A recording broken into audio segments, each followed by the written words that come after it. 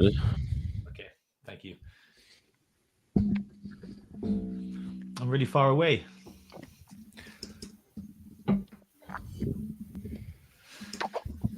Who wants to welcome everybody while I turn my lights on? Welcome, everyone. Hello. Welcome. Hello, everyone.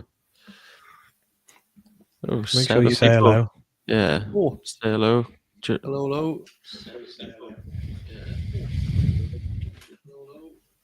Oh, a bit of Who's in the ambiance.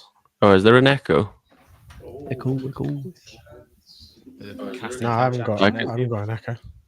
I can hear myself back at like a second later. It's probably my mic. Hang on. I can hear myself back at like a second later. I can hear Josh. you Did you see that? Yeah, I heard it. now. It can't be me. It's from my earphones. It's coming. Well, Someone watching the YouTube at the same time. That's what it is.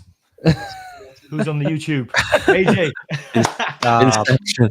On the spot. Hello, Rich. Problem, boys. Francis, Oh, is it Rich. me? Well, Oh, remember yeah, when it's you me. set up earlier today. It happened to me last week. You There believe we that, did you? oh shit. Hello, it's me. Francis. Welcome. Get your question in first to get it answered. Hello, Francis. Francis. Hello, Francis. Talking of that meme actually did really well on Instagram, and it was of Legend, and everybody was asking what film it was. Hello, Francis. Would you like a cup of tea? Day One Dens is checking in the remix. Hello. What's happening, Dens? Day one. Dan's in the building.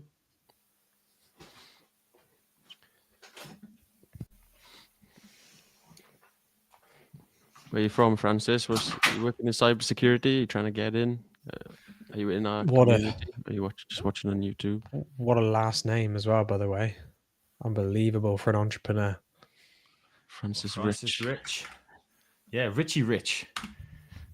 Do you reckon anyone's got the last name Poor?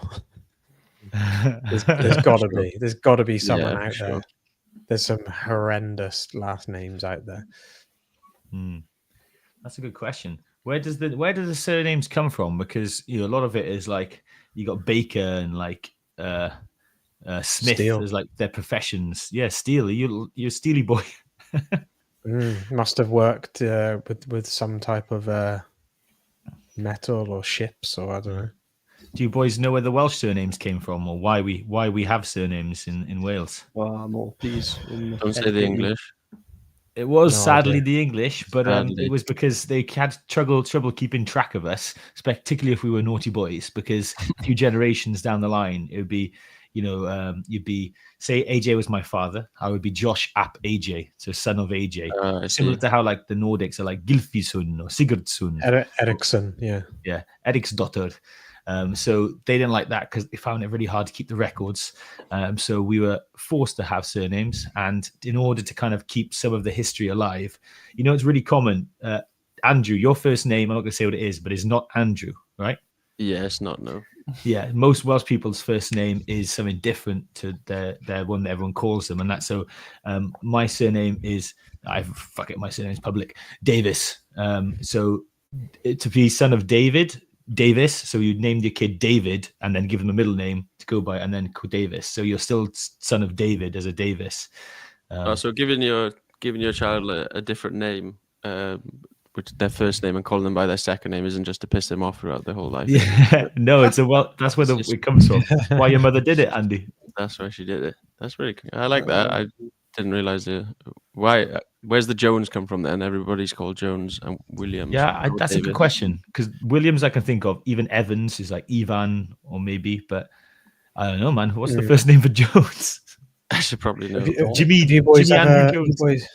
Have you boys ever heard about this? So one of my mates is getting married to his partner. She's Welsh, but she's a proper patriotic Welsh person.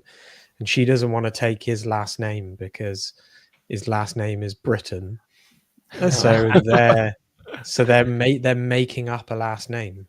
The two of them. Well, that's cool. Yeah, they're just gonna make it up. Yeah. I mean, these days people are taking very different approaches to whether they take the man's name or whatever. And my partner's got a surname she's very fond of. I don't think I'll be able to turn her into a Davis. Yeah, Yes. I haven't been able to do it just yet. But Just I yet. can see. Well, I don't think she wants to, which is fair enough. She's also got a good second name. She's To be also fair. got a better surname than Yeah, me. very, very strong name. So I don't think I don't think Jones quite cuts it. Yeah. So how we doing, gents? Francis Rich wants to know. Doing Tip great. top, mate. Very good. Very good. Thank you, Francis. You got any any cybersecurity questions for us? Anything burning on your mind? Or ask us about In the end. anything that other than the crap we're talking about. Yeah, I'm feeling better now, Dens, as well. Dens was trying to make me neck some Ray and Nephew's rum. Ray and Ting. Yeah. To apparently fix a cold. And I was like, nah, I'm not doing that at all. That stuff is strong. Oh, is that the rum? Oh. Oh yeah. Oh, it's Ray and horrendous. Nephew, Like blow your head off. 64% or something. Oh, Yeah, strong stuff there. Yeah, it's So Rob, you're instant teetotal now. projectile vomit. I don't think you want to be drinking that if you're getting back on the sauce, unless you're getting really back on it. Yeah, that'd be Oh, the end no. of Robbie. That'd be a great intro back into it. Anyway, straight in the deep end. All right, we've got me zoomed out today, which is fine. I think we'll try it. I'm happy with that. You happy? Yes, more similar to what you I feel did. like I need a light in the background there. Everyone else has got a nice little coloured light. been left out. Yeah. Oh, make your bed. One or the other. Could do, couldn't I? Make your bed. His cats were fighting on that earlier in his defence, so I'm not sure it's Rob's fault. And oh, that made us look how close that made us. Oh, We could. Oh, let's all watch Rob. there we go, Rob. We've managed to put you full screen. Was it just on my end? I've got Rob full screen. Yeah. Well, like that. Yeah. Or to the right a bit more, into the corner. Like that. Yeah. Oh, he has a light. It'll probably die, but Yeah, I noticed the one that I've got. Oh, oh, So I was playing around with that. I'm not sure it does much justice to anybody. Why am I never use this one? We'll just see what's possible. That's the custom layout one. Oh, right. God, people are watching this like, what the fuck are these boys doing? That's about like. Good That's question. Question is, Give us do you some wanna value. do we want to answer that question now from Rich, or do we want to answer that on the podcast, which we're about to film? Yeah, I think that's a good pod one. Oh, that's a great pod question, isn't it? Okay. So, audience, thank you for joining. Thank you for saying hello. We normally do a little like Q&A sandwich on either side of a pod. So Q&A, you can ask us anything and we will answer. Podcast, we will answer stuff that is relevant to a podcast or like, you know, it fits in with the topics that we're doing. So we're not going to tell you what we had for breakfast while we're filming the pod. So now's the opportunity to ask us any question. If it's a good question for the pod, we'll do the same thing we just did to Rich and defer it for a second. Get them in now because we can answer maybe personal stuff as well. Not personal stuff, but, you know, specific tailored stuff to you, if that's helpful. Especially if you're in our school community. School.com/cybersec.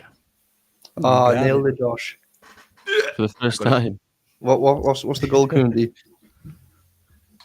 He's looking at cheater. Isn't it OPSEC? No, second. Fuck. I'm not supposed to So swear close. anymore. So close. Are your mum and dad watching? No, they said that these are too long for them. And they've had enough. Too long. Really? Yeah. They don't love you then. So they're in Hong Kong at the moment. Oh, they're definitely not watching then. Yeah. Oh yeah. You can't get through the Great Firewall. Yeah. Actually, I don't know if you can get on Google in Hong Kong still because they did take a lot more control of it, but I don't know if they've kind of gone all out in the same way that mainland China. Oh, You can get on social media because I got friends out there that are on Instagram. yeah, but you have to do a few extra steps to do that. Do you? Yeah. You know, my brother lives out there in Shanghai. Yeah, it's all possible. It's just VPNs essentially. But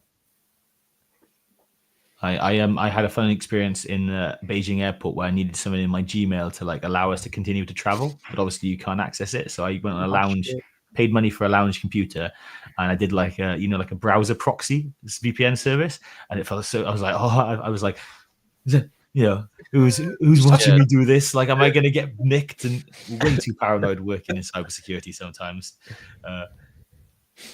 Whereas my brother used to love a good proxy server back in the day with Pirate Bay and all that shit.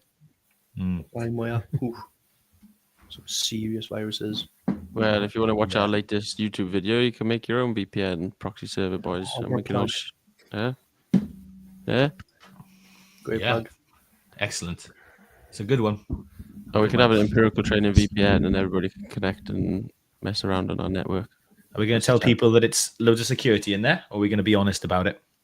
I think it's too dangerous. We won't set it up because people will get on my TP link or something. Have we patched that now? After last pod? No, I think it's fine. It definitely is patched. Yeah, it'll be right. 100%. He's just mysterious, isn't he? Okay. Right. Shall we get going? I like the people enjoying the surname conversation.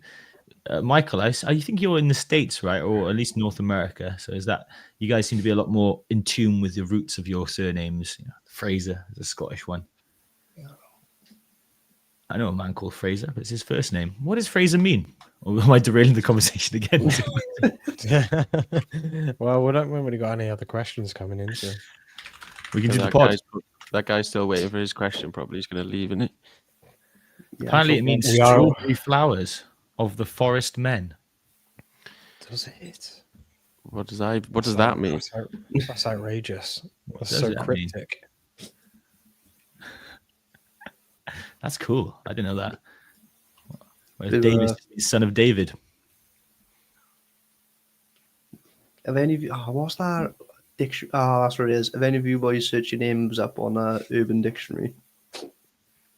Oh no, I remember that. I used to. It's a bit a massive tangent from this conversation, but they're pretty hilarious. But you got to show it now. That's really smart. Fraser's Union Dictive of strawberries. Fraise, like fromage frais? No, that's not right. That's fromage frais. Isn't it phrase in French? Nice. I bet you're a sweet man as well, Michael. Forgive me. I thought it was weird to not carry on. It's taking a bit of a turn, isn't it? We haven't started podcast. We can say whatever. No, we haven't. We haven't. This live, sorry. It does always go a little bit weird before it gets serious, anyway. Yeah, we got to get out of the system. Michael's a dedicated mod of the community, Josh. You can't speak to him like that. Yeah, you don't want to scare him off. Great. Okay, I will never say that again, Michael. You're not a sweet man. Well, that's worse. Unless you are. All right. Shall we get going with the podcast before we stray too far into uncharted territory and Vaughan shares Urban Dictionary? For those who don't know, that's not a podcast topic. Have a little Google if you're at your computer. Urban Dictionary is quite fun, but be warned, it's not safe for work. Only words though. Let's not, that's not that bad. All right. Ready? So we know we're starting with Rob's topic of visibility. We are then going to do my French ransomware actors, and then if we've got time, we are going to do a little bit of the winter scams and the post from Yasin leading into GRC maybe. Punchy, 20-minute, half an hour. So time now is 15 minutes. Let me get my pen and paper. Yeah, make sure you hurry us along then. Yeah. Use the ones in private chat if you want to jump in like we used to. But if you type in one in Empirical Training, no one knows on this chat, no one knows who you are. It just comes up as Empirical Training. Okay. Yeah. Hello and welcome back to the Cyberspace podcast by Empirical Training. My name's Josh and I'm joined today with AJ, Robbie and Vaughan, all 4 of the Empirical trainers, we used to sit together back in our first security operations center role. And now we're trying to help other people get into cybersecurity while also just talking about the interesting stuff that's happening to us as we still work on the front lines, as well as what we're seeing in the news and out there in the security communities. So we've got an action-packed filled one today. In fact, we're bleeding over from the last podcast where Robbie wanted to talk about visibility, but unfortunately we got far too excited by the previous topics, particularly working out if AJ had a vulnerable TP link router that he'd been playing with that day. So Rob, visibility, what were you trying to get at? Where do you want us to talk about? Oh, mate, I've been waiting all week to talk about this. I haven't slept. No, I was just going to say that we've been engaging in a POC with the customer, and it's been really, really good. Been able to show value. Vaughan was mentioning a few pods ago, it might have been offline, talking about, you know, interesting incidents that trigger in a POC engagement, which can really, really show value. And whilst we've been engaging with this customer and onboarding all of their log sources, we quoted them a certain amount of money and sort of guesstimated that this is how much data you'll be ingesting per day or per month or whatever the metric may be. And yeah, the price was, you know, indicative of that estimate. And it turned out that they were sending us double what we'd actually estimated. So there was a bit of a conundrum there. You know, there's a conversation that needs to be had with us and the customer. Obviously, we can tune out certain events that we feel are not valuable security incidents, but we get to the point where we can't really tune anything else out because we do feel like it could be valuable in an investigation, or, you know, to aid in root cause analysis in the event of a breach. So we have to have that conversation, and it just brings me to the discussion point and the debate of there are always going to be visibility issues when working with customers because they have a set budget. They're happy to spend, I don't know, $50,000 a year, let's say, and if it goes above that, then they would probably just want to go with somebody else, and it's a little bit sad.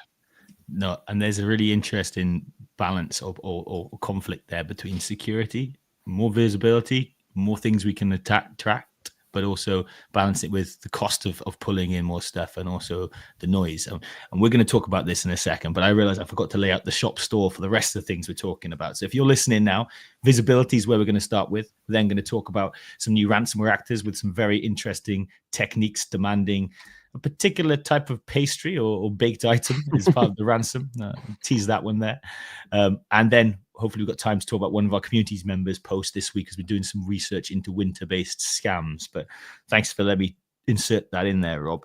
But visibility, you kind of talked us through to that. The benefit of visibility is the more you see, the more you can generate and catch with the incidents, and you're trying to prove value to this customer. But the underside is you don't want to monitor everything, or do you underscope? What is the challenge here? Is it that it's not helpful to have all that extra stuff, or did you guys just misinterpret how much data you're going to be able to have to pull? I think it is quite tricky in the beginning to scope out the customer and give an accurate estimate of how much data you think they're going to send. Mm-hmm. And from the data that we've received from our previous handful of customers, we have always underestimated the amount. So I guess that's a good marker for us for next time is, okay, if we're going to estimate X amount of gigabytes per day that they're going to be ingesting, we probably want to times that by, I don't know, 1.5 or something like that to give us the accurate estimate. But yeah, it's one of those situations where for us, for the SOC, we want as much data as possible because that's going to give us the whole picture when something bad eventually happens and we need to, engage in that root cause analysis in line with the incident response plan. We want to find that original attack vector if we can. If we're missing certain log sources, then we're not going to be able to do so. And so AJ, you have a real, like, this is really close to what you do, right? You have a kind of a security engineering role hybrided with security analyst, incident responder. So you probably configure some of those visibility sources, write those analytics, and also have to use them when it comes to an alert being generated. How do you approach visibility? Like, is more better, or is there got to be a trade-off? Yeah, no, more definitely isn't better. I think how we try to approach it is with the just threat modeling workshops to make sure that any data source that comes in, because there is so many data sources that you need to take on board, that in that threat modeling workshop that we go through and understands the threats that are going to impact that particular data source before we then to try and build more signatures around it. And there's always new applications being onboarded, and sometimes you do have to kind of have a risk assessment because there's only so many analysts that can do so many threat modeling workshops. So I tried to make sure that we're focusing on the more risky assets rather than just trying to onboard everything in one go. But ultimately we would like to have everything, but it's just not possible, because ultimately then if you're building alerts for each of those applications, those alerts then could be flooding the queue with false positives or maybe unnecessary alerts. So. Yeah, boy who cried wolf scenario, and you're spending too much time looking at the boy who cried wolf and not actually the kid who there's a wolf right at his tail. Vaughan, I think you're there. If those watching at home, we've lost his video, but his voice might still be here. Nice. So Robbie's kind of approach there was they're trying to scope out the data beforehand, and they want as much as possible, because I guess without knowing the environment that well, you want to start from that position of everything, and then you can maybe tone it back to right size it maybe and see what is useful. AJ seems to start with the most important or sensitive assets. Do you have favor of those approaches, or also do you think is it maybe not prioritize assets? Do we also prioritize data sources or types of data that are going to be more valuable to us making decisions in a SOC? Yeah, for me and the way I try to approach my team and the data sources we're ingesting comes down to the type of data that's being ingested more than anything, and the reason behind why it's being ingested. One of those being, I think, as AJ said, utilized for content. So if we're having detection rules built around a specific piece of information or log source coming in, that's one reason why we might want that particular type of log source. Another reason, compliance. So a lot of companies, for certain compliance reasons and accreditations, need to have certain data being ingested into their security partner. And another one of those is context. So in the case of like incident response scenarios, if a customer has actually been breached and you're going through the data trying to figure out what the hell had happened, having additional log sources in there that can provide that additional context might be the reason why you ingest something compared to not. Mm-hmm. Yeah. So ultimately, it's in the balance of the data ingestion cost, because it does cost money at the end of the day to store and process the data, versus triggering the right analytics that we have, and then giving our analysts the extra data they need to enrich and have the context. And we can know some of the sources we definitely need.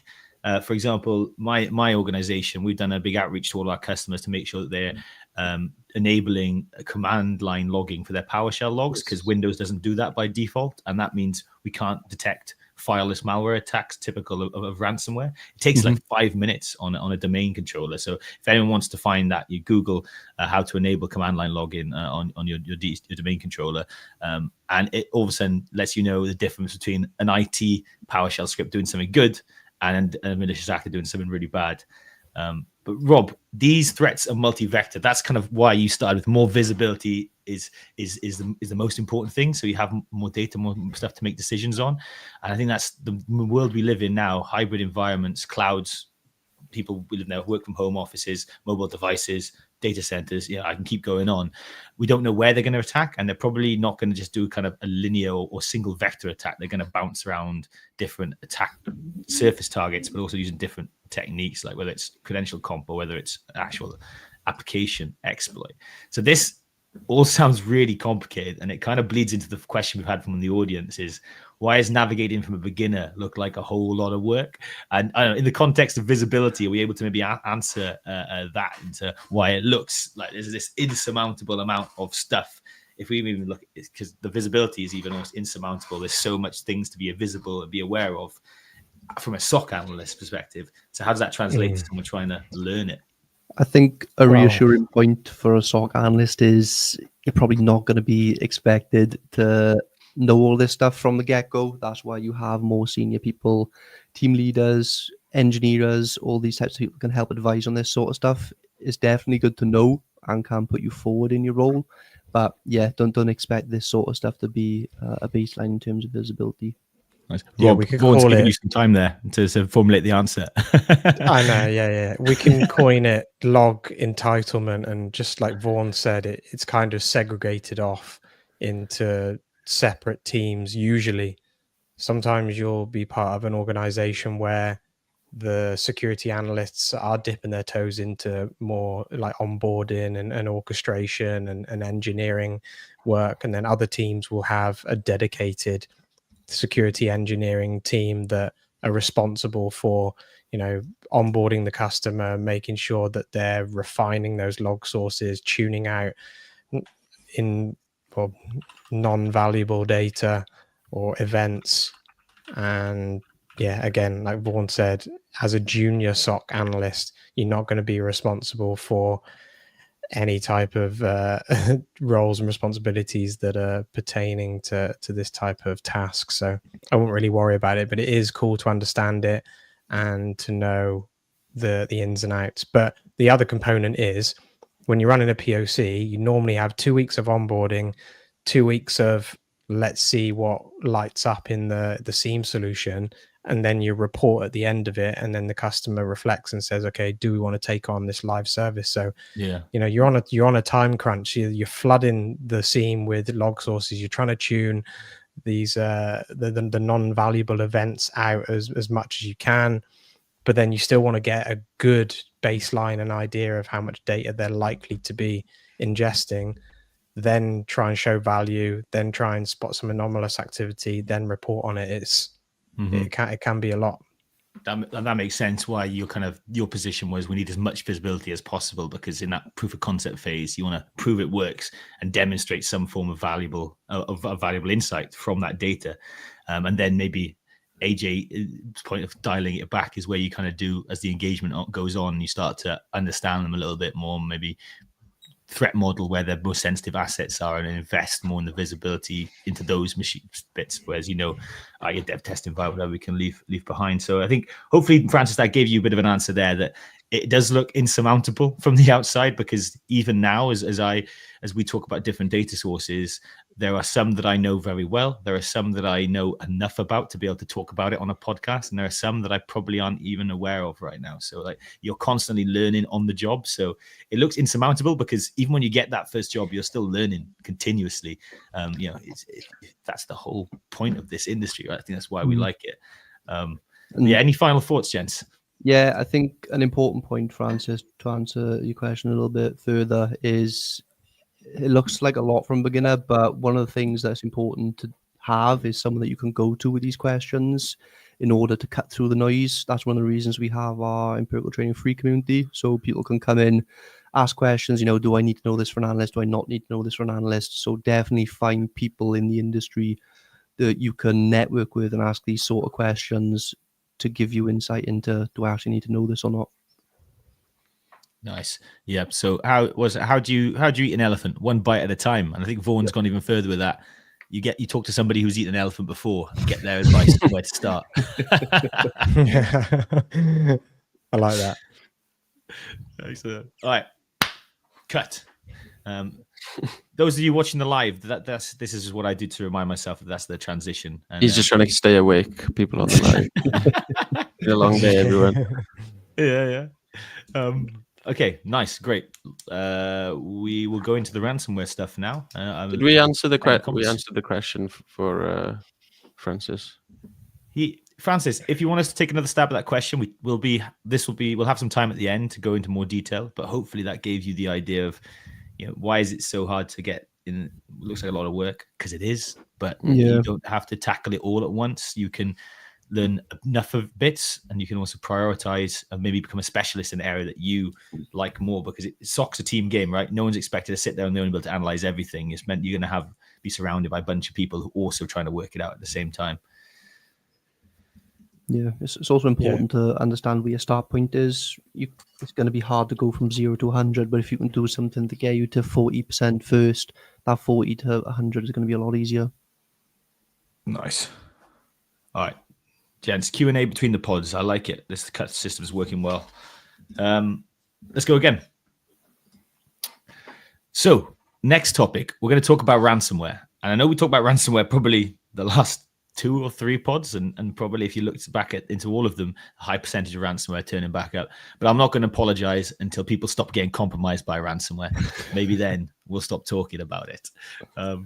But wanted to zero in on something I saw earlier on last week actually, which caught my eye. It was a bit of almost a meme story initially. It was a meme headline. I thought, hang on, is this some sort of clickbait? Because a company based in France has been compromised by ransomware, and the threat actors have demanded they pay the ransom, not in Bitcoin, which is at an all-time high. That'll wake AJ up and give him a good smile. He loves Bitcoin. For my birthday as well. Bitcoin for birthday. Nice. But this time they decided to have it in the even harder to trace currency, la baguette. La baguette. The French stick bread for those who don't speak French. It's not a cryptocurrency, actual bread. It's actual yeast. So I looked into this a bit, and I've already had some thoughts, and I don't know. I'm sure you guys have crossed your path a little bit because it's quite a funny story. But they asked for £125,000 in bread. They said that they would half it if they did some other particular things, if they didn't announce it or something like that. But why does someone ask for bread? What's your initial reaction when you saw this? Is this just chaos? Just for a bit more technical detail, when you say pounds of bread, do they mean like Great British pounds worth of bread, or like the weight metric of bread? Thank you for making me accurate. It's actually dollars, $125,000. I was going to say it's a lot of bread if it's poundage. Well, how many baguettes? Somebody who's got a chance, who's not going to answer the next question, do work out how much that costs, how many baguettes that is, please. Maybe someone in chat. That'd be awesome. But boys, when we see a threat actor ask for baguettes, like, what's your initial reaction to something like that? I thought it was April Fool's to start with. Yeah, they're going to be taking the mick, right? I thought it was April Fool's to start with. I didn't really. It's later on in the year, but it just didn't really make any sense. I didn't quite understand it. Yeah, it's just very on brand, isn't it, for the hacking community to just troll people. It's a troll. It's for clout. It's to raise awareness. It's to get their name out there. Oh yeah, I totally agree. And my initial reaction was, is this like lulsec or one of those kind of troll focused threat actors who just do it for a little bit of chaos intertwined with the monetary action, or sometimes they do stuff just purely for chaotic reasons. But then I started to think, it's funny. It's a French organization making them ask for baguettes. You probably don't mean it. You're probably still asking for the $125,000. But it makes a great headline. It made me click on it, and I thought that maybe this is also you already said for attention. Is it just the attention because they want to be trolls, or also got me thinking of maybe is this attention to pile more pressure on the victim of the ransomware actor? So everybody now knows it's really high profile, and people who might not have clicked on a security headline about so and so is ransomed might click on the one that has baguettes involved in it. It might get onto more news stories. I saw it was on Forbes. They do report on cybersecurity stuff. They don't report on everything, as well as the standard places like Bleeping Computer and so on. So yeah, why do they care about publicity threat? Wouldn't they want to be kind of in the dark, like sneakily hiding, so nobody can kind of track them or works out who they are and knocks on their door? Yeah, has it hit the mainstream media? Because this is newsworthy. I could definitely picture Sky News talking about this. Yeah, you could think of the puns in the Daily Mail or the tabloids, who want to make a little joke at the French. We're in the UK. Some people do like to take stabs at the French, but it's on Forbes, so I think that's mainstream. I'd say that's mainstream. Yeah. Did you see my comment in school? I said I reckon they should just forget about it. Forget about it. Forget about it. Nice. So yeah, maybe there fly Robbie in to solve this. Negotiate with them. And if you've got any more crisis manager and a pun extraordinaire. But I think there's a bit of another motive. So the piling pressure and getting in the news. Also, we talked a while ago about Lockbit, one of the most popular ransomware as a service brands, who do their own marketing. They put out. I touch product marketing in my role, and I have to write like blurbs and come up with punchy solution briefs on why our solution's better than everybody else. And they basically did that on their website, saying we have the fastest encryption speed of any ransomware encryptor malware, and then they like showed like evidence of it, like here's how fast we encrypted this thing, here's that thing. So they were really going down a product marketing route for their ransomware as a service, which just shows how sophisticated this space has gotten. And I wonder if this is the group. Go on, let's read out their name. They deserve to get publicity for this. Hellcat. Yeah, let's do it. Nice. It was on the Hellcat extortion site. I assume that means it was by them. I think they're just doing this to get a bit of a name out there, because then the scarier you are, the more likely they might be to pay, right? The more thorough they might think you are. Yeah, so it's a good game. Threat actors have different motivations, right? Some are just trying to cause chaos. Some might want to slip through the shadows and just get that monetary income to keep fueling them if they're financially orientated. And some might just be trying to get their name out there, exactly like you said, Josh, for the notoriety and the views. Yeah, I'd like to bet that behind the scenes they're talking Bitcoin or Monero or some type of crypto for payment. It's not actually baguettes. That would be insane, because where you'd have to drop that off somewhere, and it's just stick an Apple tag in. I'm just thinking of the logistics now. It'd be an absolute nightmare. There's too much of a paper trail there, isn't there? Maybe a breadcrumb trail might. Oh, go away! All the breadcrumbs. Hansel and Gretel. I knew that was coming as well. Well, what if maybe they're altruistic and they need a nicer name than Hellcat, and they're going to give it all to the homeless and solve homelessness in France for hunger for a little bit until the baguettes go stale. Superb comment in the chat from one of the community members, from one of our esteemed members, actually, Andrew, who's hidden his surname, so I'm going to pop it up there. Could be a recruitment mechanism. He points out how we talk about doing cybersecurity projects to give evidence to others than just a CV. This could be similar, right? Hey, go and say, hey, you remember the baguette stuff? That was us. You want to join our gang over the other ones? That's a scary thought. They're fighting over the best candidates to join their ransomware gangs, but that must happen. That's cool. And the Conti stuff, we saw that they had a HR department. You had to request holiday in the ransomware gang and have it approved. Some people said they didn't even know they were in a ransomware gang. Probably the people working in HR. They don't know a whole lot about that. Yeah. Do you still get in trouble if you're HR for a ransomware gang? Yeah, you're complicit, aren't you? Can you imagine a disciplinary from a ransomware gang? I'm just imagining like Debbie or someone from HR, like just working for a ransomware gang. lovely old Debbie from down the road. There was some of them saying that they didn't realize they were in a ransomware gang, and they only 3 months down the line did they realize it was odd they were being paid in cryptocurrency, and that they'd never seen anyone turn their camera on. And you're thinking, come on, Debbie in HR, you must have worked that one out. Something was up. Yeah, and all the clients are like crazy, erratic, and going crazy. I can understand that you're frustrated, and I accept that. Let's move forward. Let's move past this, shall we? Oh, I wonder if they got what does a disciplinary look like as well? They comp your home network and force you to work. I don't know. It's getting dark now. Let's move on. Yeah. So that's an interesting angle. I think it's not really an evolution of their tactics. The ransomware actors are constantly doing that, but that publicity has got to be for publicity or a little bit of chaos or a bit of both. But we do wish the company all the best in getting back up and running. Ransomware effect. Apparently, there's a ransomware attack once every 11 seconds. I was reading in Cybercrime magazine, and every minute one of them succeeds as well. So it's not like. Yeah, everyone's got to face this ransomware this ransomware threat together.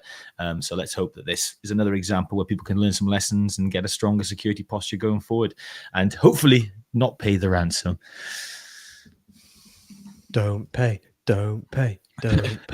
It's also a great segue into the need for cybersecurity analysts as well. Like, these ransomware gangs ain't going anywhere anytime soon, and there's always going to be a need, especially for people like AJIR consultants, to respond to these threats, and analysts are kind of the front line for that, right? In terms of identifying and recommending security best practices to try and keep the bad guys out. Absolutely. We in work we did a pen testing report, so how people are using penetration testing, just kind of survey, and ransomware was the top reason. They said to like protect against ransomware attacks. So it's still the use case that gets everyone talking. It's the use case that CEOs understand, that board members understand. So it signs checks and keeps us in the business. But I still want it to end. You know, I would love it if we didn't have anything to do, guys, and we just chill all day and have a 24-hour podcast.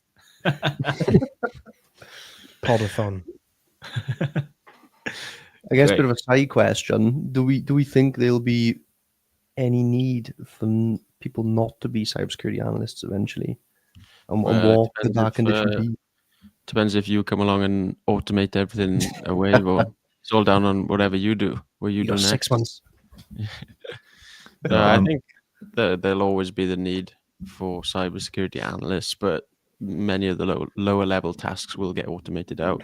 But yeah, I think there will always be a need. What do you think?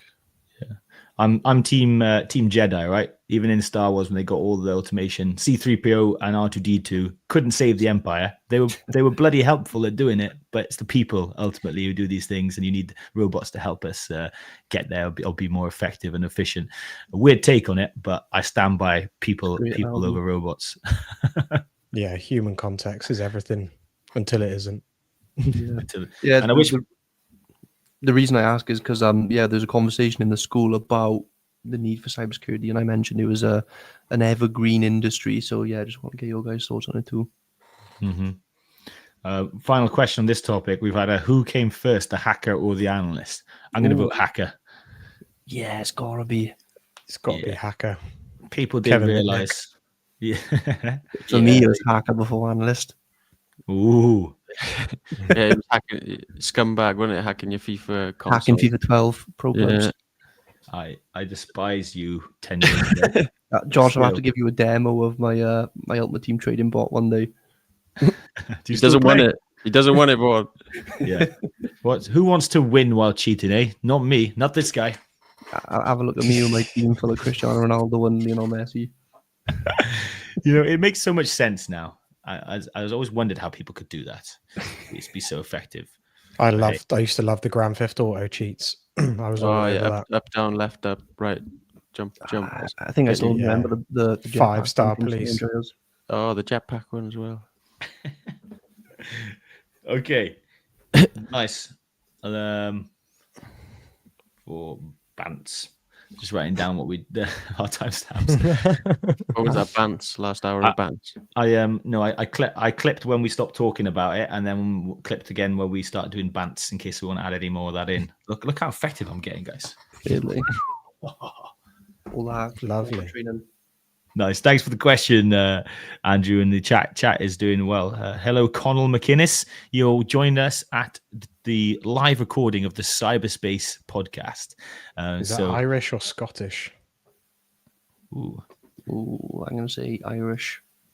Yeah, Connell's an Irish name, I think, isn't it? Mm-hmm. Sounds Irish. I was trying to make a pun with McInnes, but I can't think of one that's safe for streaming. Right, last topic. Andy, you should do the Yasin stuff. So shout Yasin. You're going to get talked about here. Well done.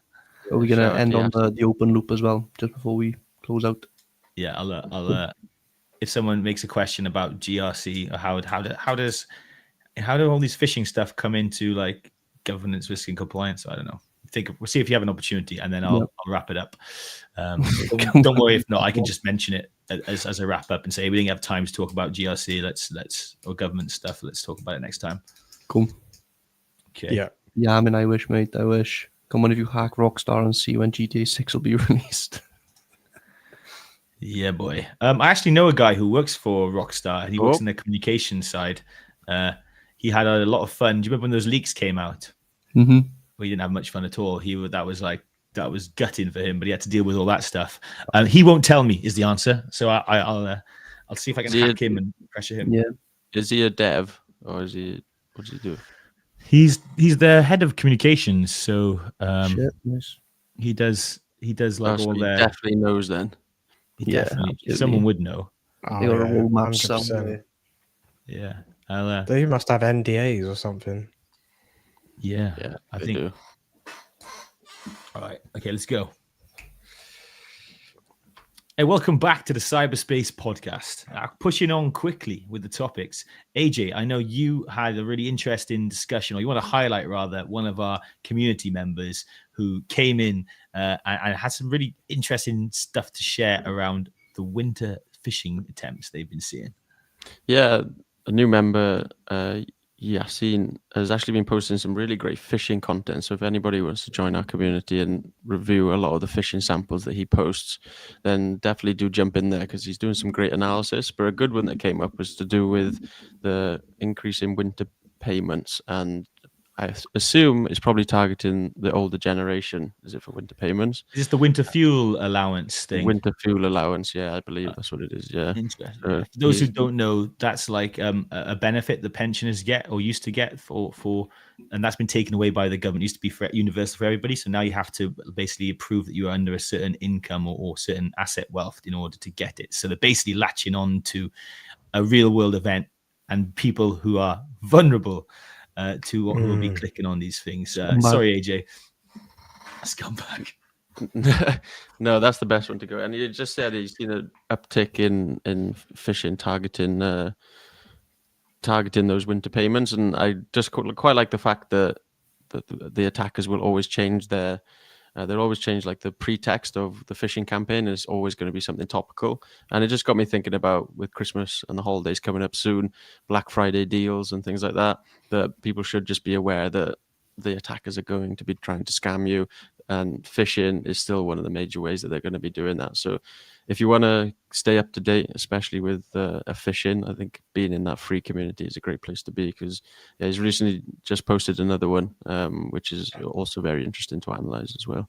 Do we have any advice, gentlemen, on either things to look out for or tools that people can use if they're unsure?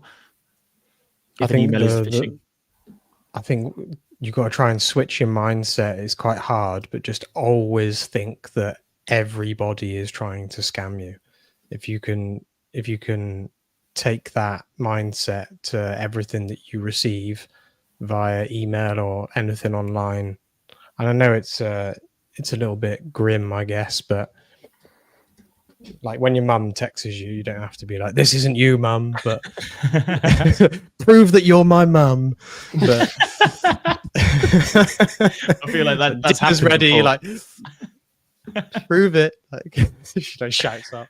But anyway, yeah, just emails that come through, just second guess them. Just always have your guard up, basically. But yeah, there are ways that you can rep check certain domains or attachments. Recorded Future, the hatching triage tool is really, really good. You can sign up for a research account. You can drop files into that and it will dynamically analyze the file for any malicious behavior, and it will give you a risk report. So definitely make use of that. That's Recorded Future hatching triage. You can sign up for a free researcher account, but that's a great show as well. We use Recorded Futures hatching at my corporate company, and one thing that we can also do, along with dropping files in, you can also plug in URLs, and it'll actually spring the sandbox open, and then you can manually click around the URL and follow it through and type in details, obviously not real details, into the sandbox. You can actually see where the URL goes and the type of page returned as well, which is really, really useful for analysis. But on Recorded Future, that's anybody can access that, can they? So open to anyone, or do you have to pay? Yeah, for you can sign up for a free researcher account. Nice. And then you can upload certain samples, and I think the license might be a little bit limited, certain amount of uploads a day or whatever. But yeah, if it's just a one-off, then it's definitely worth doing. Yeah. But there's other free ones as well, like Joe Well, Sandbox is one, isn't there? I was thinking about hybrid URL scan, analysis, which sounds like what that does has a part of what URL scan does of showing you where the link ultimately resolves to and the hops it takes. So what the actual link ends up as, and also the web page, so you can kind of browse it. Because I always like to do that because I'm always curious to see where it's taking me. Or sometimes I end up doing it for legit links because I'm just too suspicious. Yeah, that also leans into another post that we were talking about phishing, that you can actually earn prizes for reporting malicious sites. Did any of you know this, boys? No.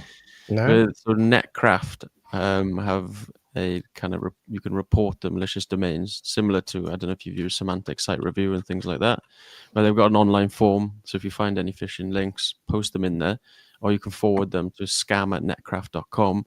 And there's a prize breakdown. It's pretty cool. I know somebody that's actually got the backpack, and I know there's people out there who you can actually automate a lot of this. So you might have a script that might be pulling the URLs from X, for example, because people post a lot of phishing stuff on there.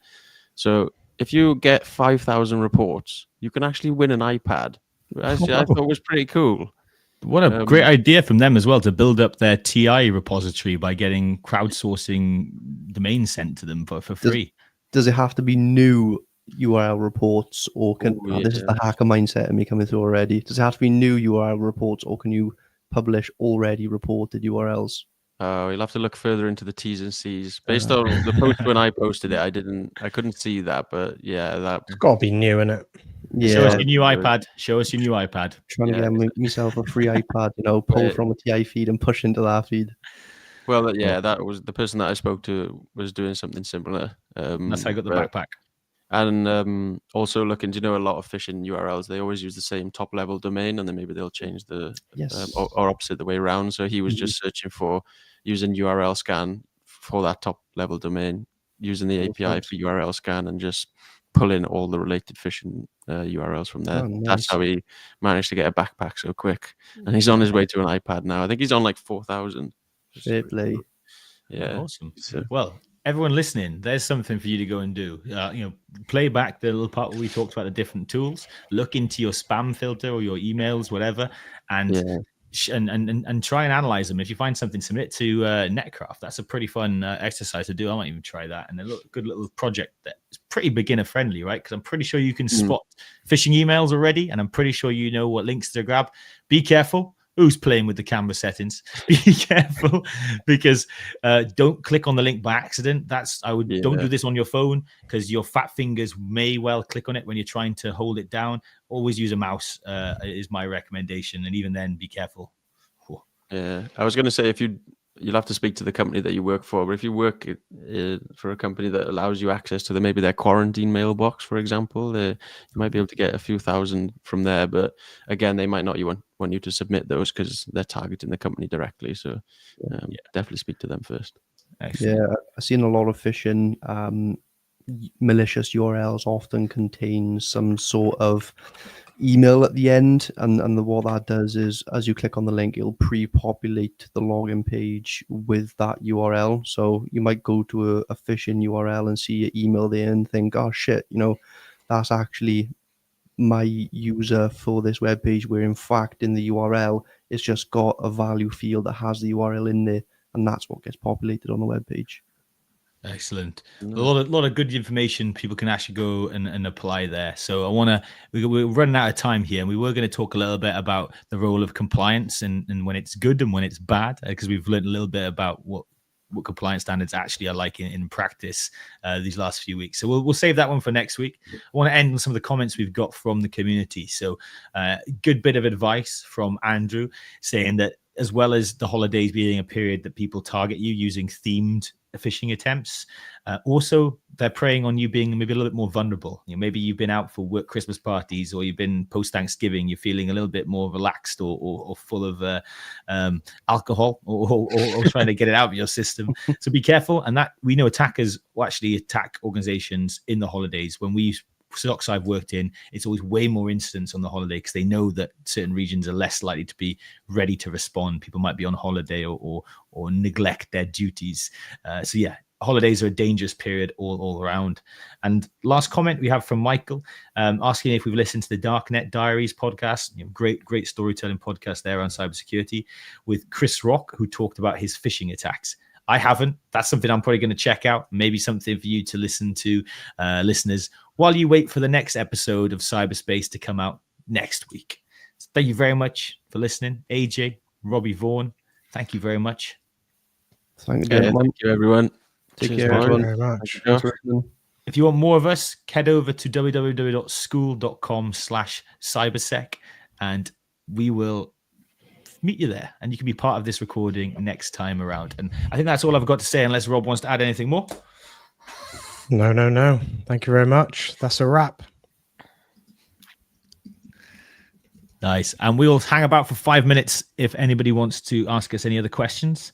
But that was a really good one. Thank you so much, chat, for engaging. I should have thanked you harder on the podcast because we had some great direction from you guys. I really felt like we were part of the conversation there. I think we got a question in there from. Oh, camera works now, does it? Oh, it keeps clicking on and off because the podcast is done. I'm not gonna. I'm teasing you. But see, look, It's you really see, look, janky. Yeah. What see, was that recorded future sandbox called? Is it the recorded Hatchin. future Hatchin? Drop the Yeah, link. Yeah, do you want me Hatchin.io, to send you the link? Yeah, please. I want to have a little go on that. Yeah, we're my corporate. Darian company does have one now, question. I don't know if you wanted to answer. I told him to post it in the community because I wasn't sure if we had time. But Yeah, I'm going in there as well. Do you want to highlight it? yeah, go on then. Where's Yamin then? What do you recommend to do after Camera's gone. finish? I recommend that you look at blue team defensive security stuff. Now you've got a little bit of an entrance to the offensive side. You know what attacks are and how they kind of work. Now look at how people defend against them. So, yeah.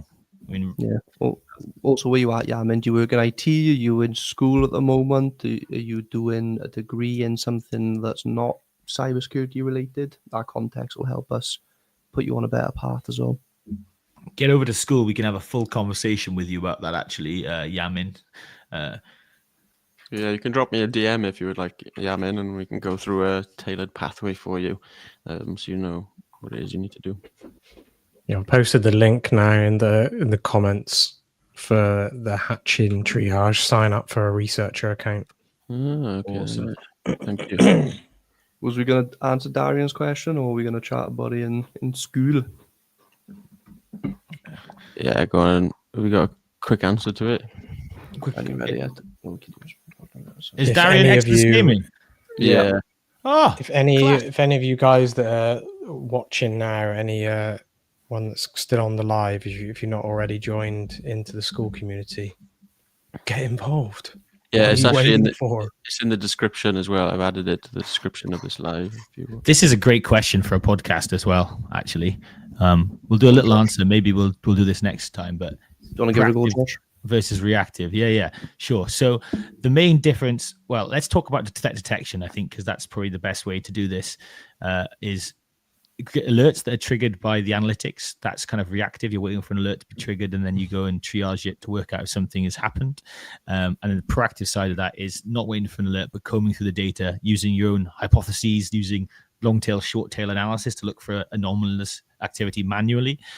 Basically thinking, hey, could there be something here that's worth looking for? So you're proactively checking through the data, and that's going to catch those more unknown, novel, emerging threat type attacks. Whereas the reactive stuff needs to be known bad, really, or triggers one of the new ML algorithms, but they aren't always that great. They don't replace threat hunting by any means.